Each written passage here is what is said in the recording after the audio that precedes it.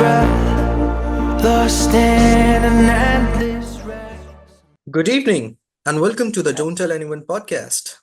This show is dedicated to revealing the insider techniques, hidden truths, and closely guarded secrets that top producers use but rarely share. So, if you're a modern music producer who is looking to master your craft, navigate the music industry, and discover your unique sound, you've come to the right place. Each episode will provide you with the crucial insights and tips that are essential for your growth and success.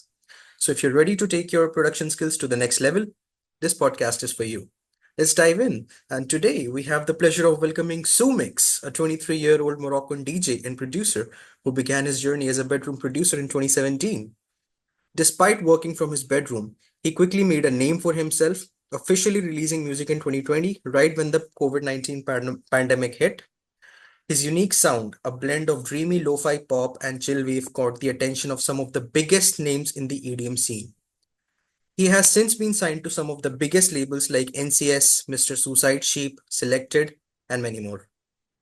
Right now, he's expanding his creative horizons by experimenting with new genres such as deep house and afro house. He's also working on some exciting projects, an EP and a full-length album, showcasing his evolution as an artist. With all that being said, I would now like to welcome Sumix. Welcome to the show, man. How are you Hey doing? Sid. Hey, I'm doing fine. Thanks for having me on your podcast. How are you feeling? Yeah, I'm doing good. It's it's kind of overwhelming to go through all the projects that you just mentioned, the EP, the album, and also keep track of all the calls. Aye, sick, man, sick. My first But question, sorry. also exciting. Yeah, it's been overwhelming, but at the same time, it's exciting to see that. Yes, man. My first question for you is, can you tell us about your beginnings? Like, when did you decide that you want to make music? What were your inspirations? Like, walk me through your story. Uh, it's quite funny actually. The way it started is with a meme that was pretty common in my country. Hmm. And I created a remix of that meme and it went viral.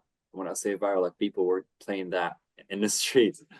And by seeing people's interaction and the joy that I could create on people's face only by remixing some random meme on the internet, uh, that was that was really good to watch. And I was like, I would like to create more music and see people's change people's moods and days and make them feel happy or wouldn't say sad, but um, yeah, it's just the way music affects their lives and affects our lives in so many different ways. Hmm. It's so beautiful to watch, man. What was the meme exactly? Uh, it was some feminists. It was so random. It was so random. Okay. My next question for you is like, how do you approach producing a track? Like, what elements do you begin with? Do you begin with the drop? Do you begin with the melody? Like, walk me through your creative process. Uh, that's a good question, actually. It all depends. There's no secret way or perfect way to approach it. Sometimes I just come up with chords. Sometimes it's just a melody. Sometimes I need vocals to work on a track. Sometimes I need to work on a track and then having vocals on top.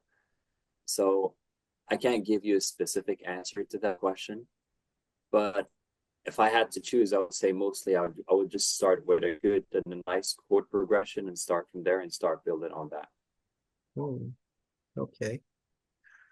My next question is like related to this. Like, how do you approach mixing and mastering? Like, that is such a tricky thing when it comes to making music, right? Yeah, yeah. I would say the foundation of having a good sounding track is mixing. Otherwise, you can rely on mastering to fix or a tiny little mistakes here and there in mixing. So I'll say just have good heads because when I started, I only had headphones like with the wire, the ones with the wire that comes with the phone. Hmm. So I started with those. Right now, I'm using the Audio Technica SM50, Hmm. and, and that's what I'm using now to mix and master. Okay. That is sick. My next question is what was your breakthrough track in music? And like what was your turning point in your career? My turning point will be a future-based track that I've produced with a 15 years old girl from my country, and it Mm-hmm. was back in 2020. Mm-hmm. It's called Without You. It was Mm-hmm. released on, it was one of the very first releases to go live on this label. It used to called Essential Music Records. My friend, Raphael Slider, he's a dope producer. He's from Germany. He runs that label, so I'm pretty thankful for him. He believed in the track. He believed in me. While I didn't have anything released at that time, Mm-hmm. and the track just went crazy, and it was a very good experience to have such a crazy interactions with my very first release. However, I do have another crazy release that I would say he changed my career, which is the selected release with my friend Brad Arthur, and like years away. Um, Mm-hmm. that one was crazy, and I got a lot of people reaching out to me because of that track, and a lot of opportunities because of that track as well. Mm-hmm. Okay, that is really sick. I'm really looking forward to more of your projects and just want to see you grow. Thank you, man. My next question for you is like, how do you stay organized with like the ton of projects that you make? Like, how do you stay organized with all of your projects? How can you stay organized as a Uh, producer? I am not that organized. Trust me. I have I think a lot of collabs. Such a sucker for good tracks, and whenever I get someone who offers me a collab on a good track, I'm like, yes, yes, yes, yes. But at the end of the month, I just end up with new 20 collabs. So it's really hard to keep track of all that, especially if you don't do music full time. Um, so I'd say just being very selective, because recently I started to be very, very selective with the collabs that I'm taking, and also not rushing the projects. Even like some fellow producers would like to get things sorted and get projects done as soon as possible, but I believe in taking the time to give every and each project the time it deserves uh, to grow and to create something beautiful. We don't want to rush that. So I'll say just take it in collabs or working on collabs. Mm, yeah, and that's pretty much it. Also, if you could work on your projects, if you had a queue, so you could work on them in order, that would be very helpful as well. All right. My next question for you is, what are some of the challenges you face, like while making music, collaborating with artists, working with labels and management and stuff, creative block, like whatever. What are the challenges that you come across? Mm, I would say the most common thing, I would say time. Personally, I don't get time to work on music unless if it's weekends, because I do have another full-time job. So, I feel you so um, much. yeah, and you have to deliver here and there. And as I mentioned, I'm working on a couple of projects, big ones actually. So, that's one of the biggest challenges. And when it comes to working with producers, I wouldn't say it's a challenge. It's just fun. You get to meet new people, like yourself, uh, knowing about their lives, their culture, and even learning about their sound.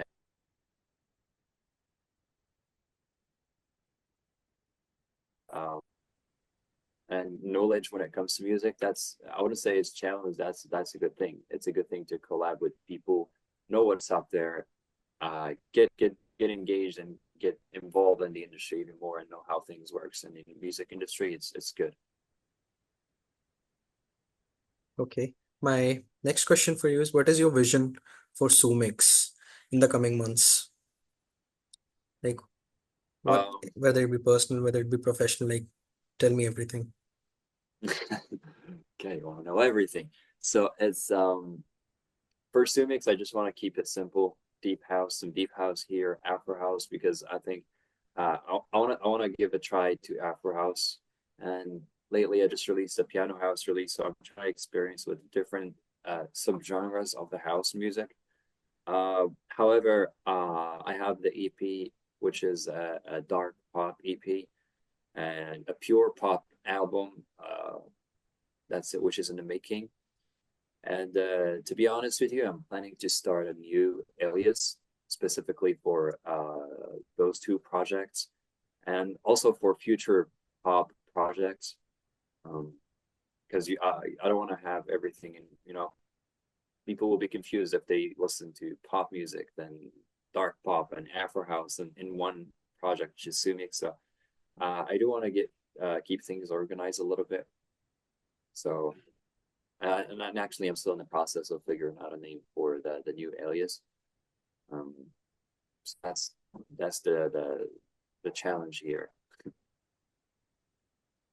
Okay. My next questions are going to be rapid fire. So like you have to pick between like the two names that I'm gonna give you. Okay, Okay. So who are you going to choose between Timmy Trumpet or Kashmir? yeah, sure. Okay. Blastoise or Vinny Vici? Vinny Blank or Sudden Death? blank Metallica or Led Zeppelin? Metallica. Okay. Post Malone or The Weeknd? Ooh. I would say the weekend. Post Malone have been going kind of country these days lately. Okay. So the Uh, weekend. okay. Billie Eilish or Taylor Swift? Oh, Billy. Easy. Okay. Billie's my favorite too. Chainsmokers or the Coldplay? Uh, Coldplay. Okay. Elenium or Porter Robinson? Elenium. San Holo or Flume? San Holo. Zed or LSO? Zet. Tupac or Diddy? Yeah, Tupac. Good question. Okay. Drake or Justin Bieber? Not Justin Bieber. Tiesto or Deadmau5? Uh, Tiesto, because he's done a lot for progressive and Okay. My next question is, if you could change one thing about the music industry, what is it gonna be? I think the way people look at music, it's more of a numbers perspective, especially with artists. Whenever you want to send music to labels, they look into your portfolio, they look into your catalog, how many monthly listeners do you have, how many streams do you have, for how long have been on the music industry. I think those things that could matter in some sort, but not all the time. And it's not enough to judge someone's music based on their numbers. I know a lot of underrated artists and music producers who are very good, and they have very very low numbers, and it's sad to see that actually. Yeah. Who are some of the like artists who are killing it absolutely these days from the underground scene? Underground. Okay. I'll say there is this band. It's called Madhouse. I think they only have around 50 monthly listeners or something like that, and their music is top notch. I Mhm. really love those guys. They're not pretty active on social media either. I tried to reach them out and just let.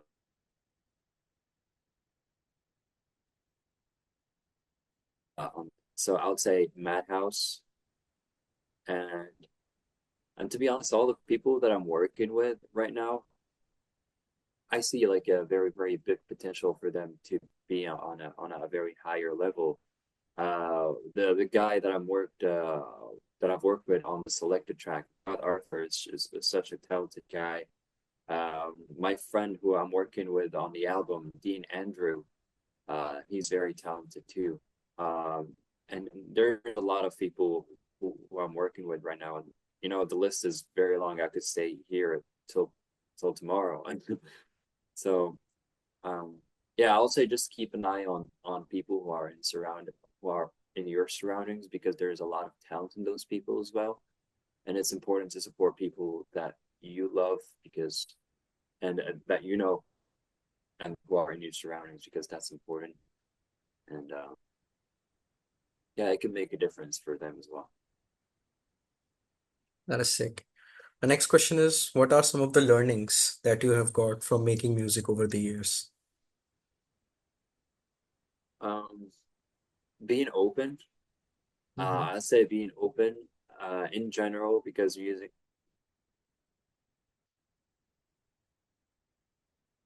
people also to discover new genres. So if you could implement that in your personal life and be open about everything and to hear everything and to hear from everyone, um, it's such a good thing. It's such a blessing. Okay, my next question is, what is your most notable achievement in music that stands out the most to you? That the one which matters the world to you?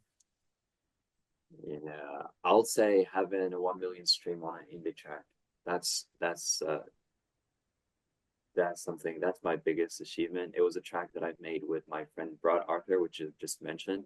It's called Pretty Lies, and everything about that track was so not planned, and it came up really quickly. And the way he wrote, even when he wrote the session, the lyrics, we were on a session waiting for a meeting, and he did that in that meantime. So um, everything aligned just perfectly for that track. The vocalist, the songwriting, the production, and even when we posted the videos on TikTok, they went crazy, they went nuts, and a lot of people love that track. And I'm still receiving messages for people saying that that was a good track, and we want a Pretty Lies Part Two. My my question, the next question for you is like, how do you stay motivated when you like face creative blocks? Like, how do you push through when you are not inspired, or how do you stay Oh, motivated during okay, rough that's a or good one. dry spells? You know? I would highly recommend to not compare yourself to other producers.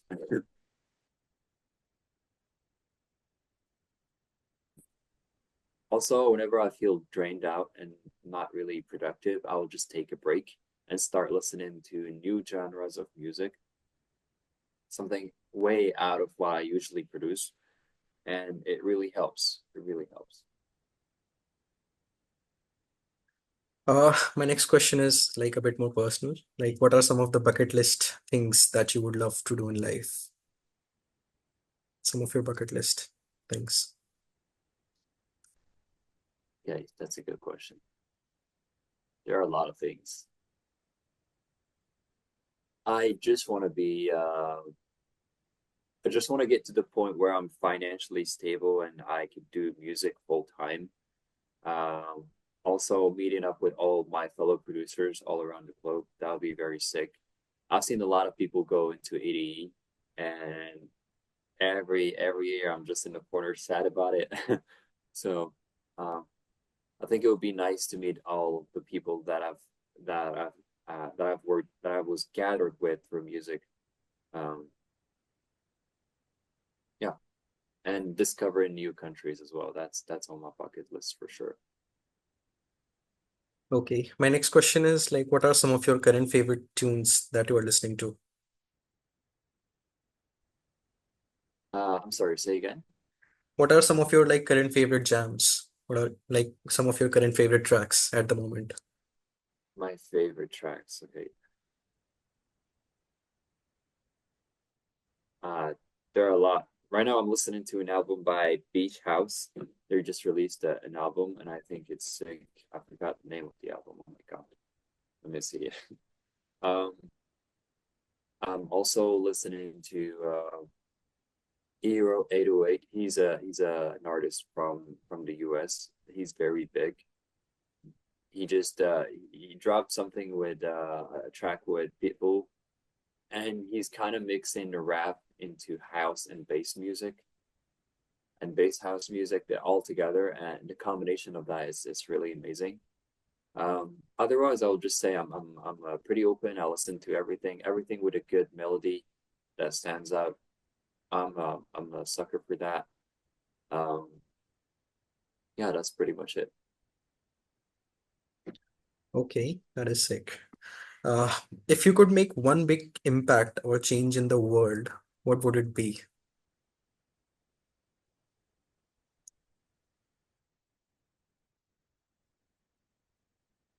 Peace.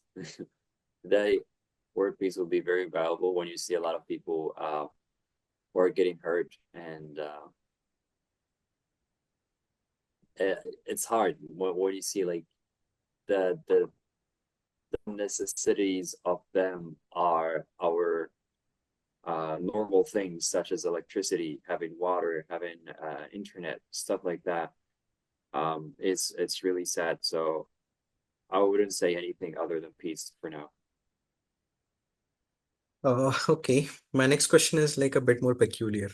If is there any sort of like any weird thing about you, only any unknown fact about you that you'd like to share? Because this podcast is called Don't Tell Anyone. So any unknown fact Oh, about okay. you that only you know. Uh, fact about me. Fact about me. Okay. So when I'm using music, if I stand out and start dancing, then I know it's a good it's a good track. Sometimes I do that without even knowing. It's like an unconscious thing. That is sick, Mhm. man. I do that sometimes as well. Yeah. Uh, my last and final question for the podcast is like, if there's any one piece of advice that you could give to yourself when you were first starting out, what would that advice be? Collab more. I was afraid of collabing with people Mhm. because I had music stolen out in the past, and even like last year.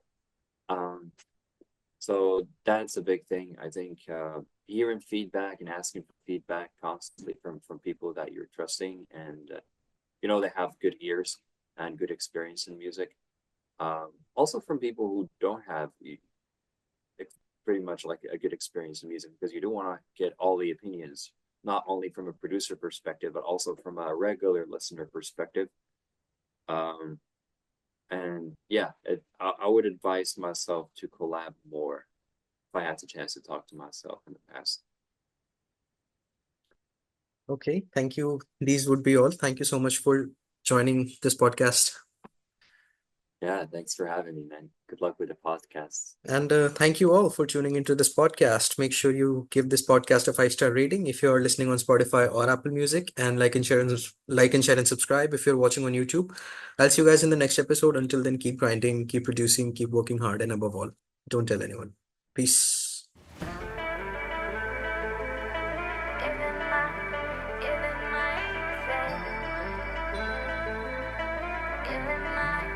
Giving my everything. Darling, one sweet look. You gave me your number that night in September.